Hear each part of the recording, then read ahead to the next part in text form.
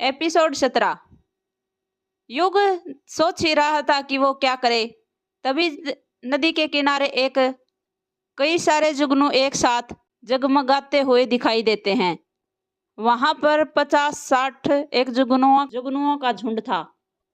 उनके जगमगाने से कभी पीली रोशनी तो कभी लाल रोशनी तो कभी अंधेरा हो जाता था। युग उन्हें एक टक नजर देख ही रहा था, तभी वह जुगनू अलग अलग होने लग जाते हैं, किसी कलाकृति का आकार लेने लग जाते हैं। वह जुगनू कुछ निश्चित दूरी पर जाकर रुक जाते हैं और वहीं पर रुककर जगमगाने लग जाते हैं। देखते ही देखते वह लड़की का आकार बना लेते हैं। उन जुगनुओं को देखकर लग रहा था कि एक लड़की के हर एक अंग पर एक जुगनू बैठा हुआ हो। ऐसे दृश्य देखकर कभी अपने सपने में भी नहीं सोच सकता था। वह ये दृश्य देखकर अचंभित हो गया था। जुगनुओं का लड़की के कलाकृति में चमकना युग को अपनी ओर आकर्षित कर रहा था। युग चाहकर अपने कदमों को रोक नहीं सकता था और उसके कदम जुगनुओं की ओर बढ़ने लग जाते हैं। जब युग उन कलाकृतियों के पास पहुंचता है तो अपनी आंखों पर यकीन नहीं होता। कुछ देर तक मंत्रमुग्ध होकर खड़ा हो जाता है। वो अपने आंखों को अपने हाथों से मसलता है। उसे अभी भी अपने आंखों पर विश्वास नहीं हो रहा था। ये कैसे हो सकता था? युग खुद से बड़बड़ाता हुआ कहता है, नहीं, ये नहीं हो सकता। जरूर ये मेरी आंखों का धोखा है। युग के सामने सच में एक लड़की थी और उसके चारों वह जुगनू बैठे हुए थे। उस लड़की का मुंह दूसरी तरफ था, जिस कारण युग को उसका चेहरा नहीं दिख रहा था। उस लड़की का बदन सुडौल था। वैसे तो युग को अपने इंद्रियों पर काबू था। पता नहीं उस लड़की के बदन में क्या जादू था, जिसे देखकर युग के अंदर भी वासना जाग गई थी। जैसे ही उसके यक्षिणी का ख्याल आया तो पैर डर के मारे कांपने लगे। वो मन ही मन सोचने लग गया, कहीं यह यक्षिणी तो नहीं? मैंने अभिमन्यु ने उसे खोलकर आजाद तो नहीं कर दिया? युग डरते हुए उस लड़की को हाथ लगाने लग जाता है और लड़खड़ाती हुई जुबान से कहता है, ये यक्षिणी? जैसे ही युग उस लड़की को छूता है तो वो जुगनू हवा में इत्र बित्र हो जाते हैं। ऐसा लग रहा था कि युग ने उन जुगनुओं को डिस्टर्ब कर दिया हो। जब वो लड़की पीछे मुड़ती है तो युग उस लड़की के आंखों में खो सा जाता है। उस लड़की की सूरत देखकर युग मदहोश हो गया था। उस लड़की का लंबा चेहरा, सुनहरी आंख और कमर तक लंबे बाल। उसने अपने गोरे बदन पर काला ब्लाउज पहन रखा था। कमर से नीचे एक लहंगा पहना हुआ था। वो लड़की इतनी खूबसूरत लग रही थी कि किसी भी मर्द के तन मन में आग लग जाए। युग मंत्र मुग्ध होकर खड़ा हो गया। उस लड़की को ऊपर से लेकर नीचे तक निहारे जा रहा था। उस लड़की के बदन की एक एक बनावट देख रहा था। अपने आप को निहारते हुए वो लड़की युग से कहती है, कौन हो बाबू तुम? और तुम्हें शर्म नहीं आती एक पराई लड़की को ऐसे देखते हुए? उस लड़की का बदन देखकर युग अपनी सद्बुद्ध खो बैठा था। उस लड़की को देखकर युग को अपनी शालिनी की याद आ रही थी, जिसे वो कॉलेज में प्यार करता था। वो भी कुछ इसी तरह दिखती थी, इतनी ही सुंदर और मनमोहन। वो लड़की युग के आगे पीछे हाथ हिलाते हुए कहती है, ओ बाबू, दूसरे लोग से आए हो क्या, जो ऐसी लड़की नहीं देखी? उस लड़की का हाथ देखकर युग होश में आ जाता है। जब युग कुछ जवाब नहीं देता तो वो लड़की कहती है, बाबू कुछ बोलोगे या गूंगे हो? उस लड़की को देखकर युग के मन में यक्षिणी का ख्याल आने लग जाता है और वो बड़बड़ाते हुए कहता है, यक्षिणी? वो लड़की हंसते हुए कहती है, यक्षिणी नहीं, यामिनी। यामिनी नाम है हमारा बाबू। युग उस लड़के का नाम लेते हुए कहता है, यामिनी? हाँ बाबू, आपने बिल्कुल सही कहा। यक्षिणी का डर युग के अभी भी मन में से नहीं गया था। वो यामिनी पर शक करते हुए पूछता है, तुम इतनी रात में यहाँ पर क्या कर रही हो और बारिश में? यामिनी कहती है, इतनी रात में मैं यहाँ पर शिकार करने आई थी और वो मुझे मिल गया। यामिनी की बात सुनकर युग बिचक जाता है और वो डरने लग जाता है। यामिनी युग को छूते हुए कहती है, डरिए मत बाबू, मैं यक्षिणी नहीं हूँ। जैसे ही यामिनी युग को छूने के लिए हाथ बढ़ाती है, युग झट से पीछे हो जाता है। यामिनी हंसते हुए कहती है, अरे बाबू, मैं यक्षिणी नहीं, मैं मछुआरन हूँ और मैं मछली पकड़ने आई हूँ। यहाँ पर मछली का शिकार करने आई थी, मर्दों का नहीं। युग अभी भी यामिनी पर विश्वास नहीं कर रहा था। युग यामिनी को घूरते हुए कहता है, चल मैं मान लेता हूँ तुम मछुआरन हो, पर बारिश में कौन मछली पकड़ता है? बाबू, जब इंसान के पास खाने के लाले पड़े होते हैं ना, तो वो काम भी करना पड़ता है जो करना नामुमकिन हो। रात को मछली पकड़ूंगी तो सवेरे बेचूंगी ना, और अपने बूढ़े बाप का पेट पालूंगी। और ये बारिश का क्या है, भूलिए मत, ये मेघालय है। जब देखो मेघालय में बारिश होती ही रहती है। अब यामिनी पर युग को भरोसा होने लग गया था। धीरे धीरे वो यक्षिणी के खौफ से बाहर निकल रहा था। पूरी तसल्ली करने पर वो उस लड़की पर एक बात ताक देता है, और वो, तुम्हें मछली पकड़नी है तो तुम्हारे पास तो जाल वाल है ही नहीं। जब मैं तुझे देख रहा था तो तुम मूर्ति बनी हुई खड़ी हुई थी, मछली तो पकड़ नहीं रही थी। जाल तो तब दिखेगा न, जाल तब होगा मेरे पास। जाल तो मैं बिछा चुकी हूँ, जल्दी ही उसमें मछली फंस भी जाएगी। यामिनी की बात सुनकर युग अपने गले से एक घूंट उतारता है। यामिनी अपनी बात को जारी रखते हुए कहती है, रही बात मेरे खड़े होने की, जाल बिछाकर मैं मछली का फंसने का इंतजार कर रही थी, तभी मुझे मेरे दोस्त दिख गए।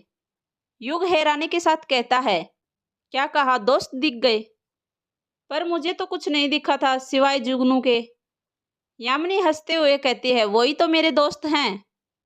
आपको पता है, वो मुझे बहुत पसंद करते हैं और मैं उन्हें। रात को जब मैं यहाँ होती हूँ तो सिवाय इनके कुछ कोई नहीं होता। यही तो मेरे दोस्त हैं। जुगनू अपने रोशनी से मुझे रास्ता दिखाते हैं। और आपको पता है ये जुगनू, यामिनी बोलते बोलते रुक जाती है। युग गहरी सांस लेते हुए कहता है, रात के वक्त क्या? यामिनी युग के आंखों में देखते हुए कहती है, ये जुगनू रात के ही वक्त संभोग करते हैं। यामिनी की यह बात सुनकर युग खांसने की एक्टिंग करने लग जाता है। मन ही मन सोचने लग जाता है कि ये लड़की होकर कैसी बात कर रही है। युग टॉपिक को चेंज करते हुए कहता है, क्या तुम मेरी एक मदद करोगी? यामिनी शर्माते हुए कहती है, बाबू, हम ऐसी वैसी लड़की नहीं हैं। हमने जुगनू की क्या संभोग की बात की कि आप तो हमारे संभोग करने की। यामिनी अपनी पूरी बात करती युग उसे बीच में ही टोक देता है। अरे अरे, पहले मेरी बात तो सुन लो, मैं क्या कह रहा हूँ। तुम तो कुछ भी सोच रही हो। मुझे नदी पार करनी है, क्या मेरी नदी पार करने में आप मदद करोगी?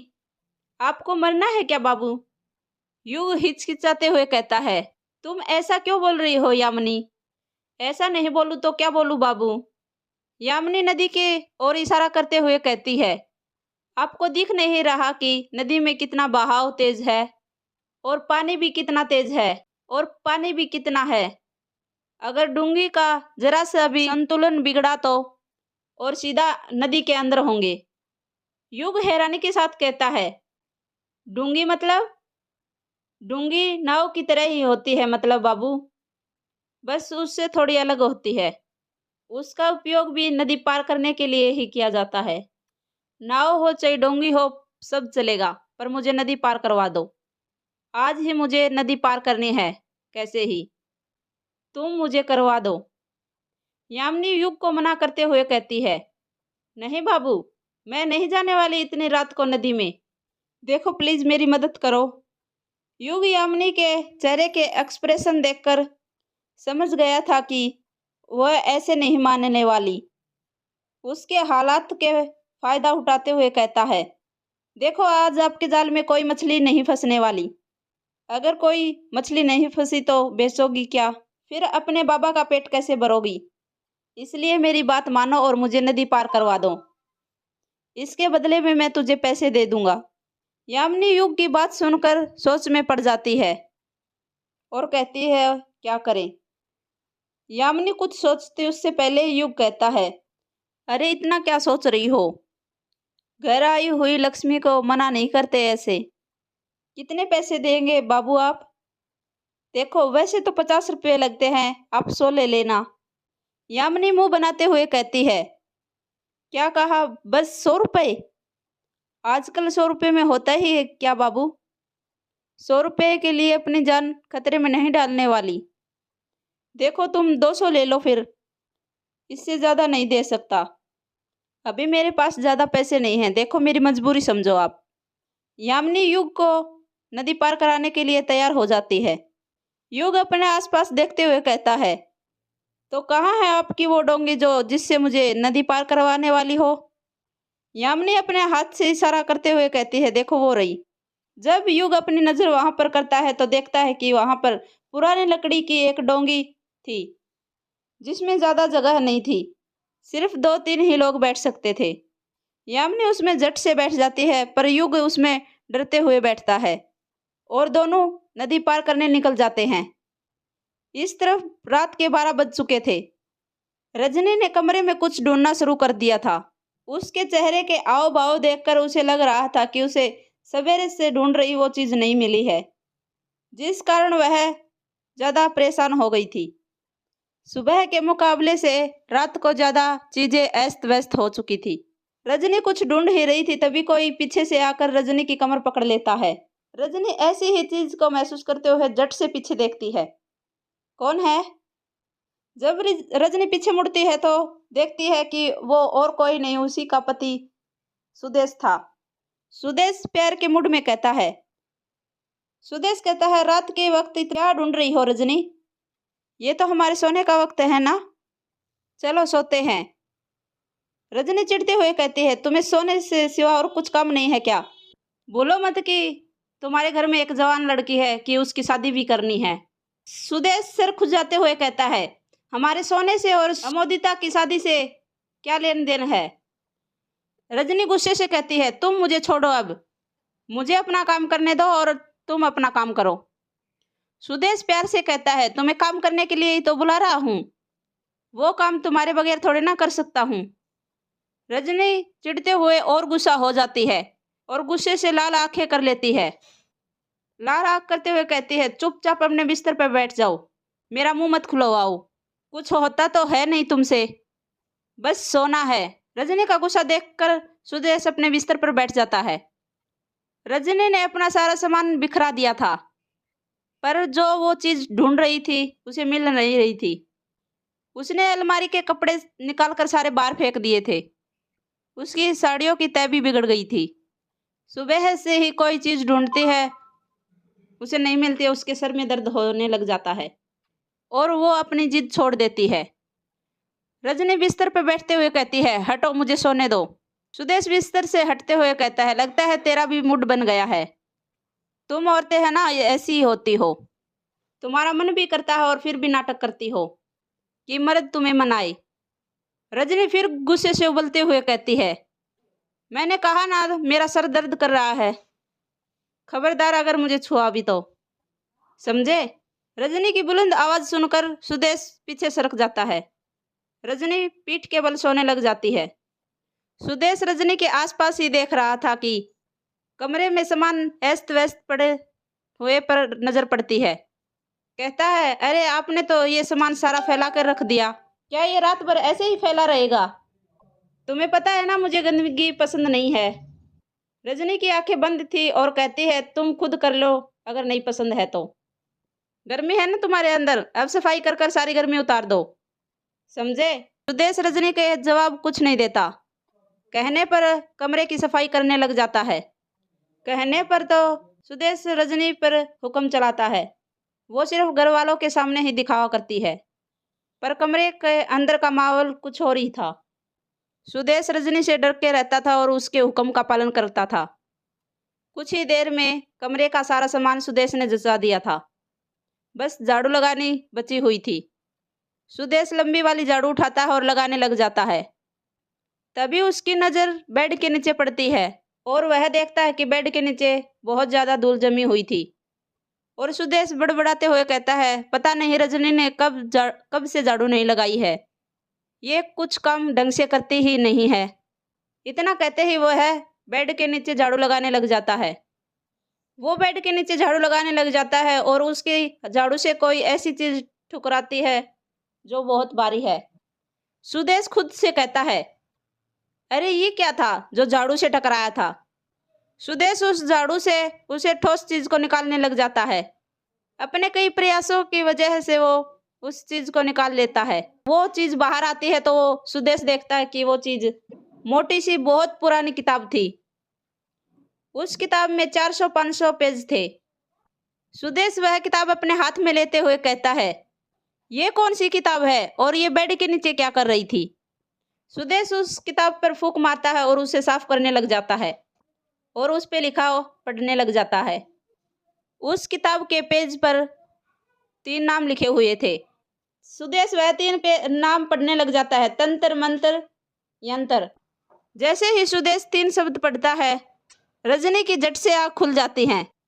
रजनी की झट से आँख खुल जाती है और वह उठ के बैठ जाती है। वो बैठ के देखने लग जाती है कि सुदेश के हाथ में ऐसी चीज लग गई जो उसके हाथ नहीं लगनी थी। सुदेश हैरानी से रजनी से पूछता है, रजनी ये कौन सी किताब है और किसकी है।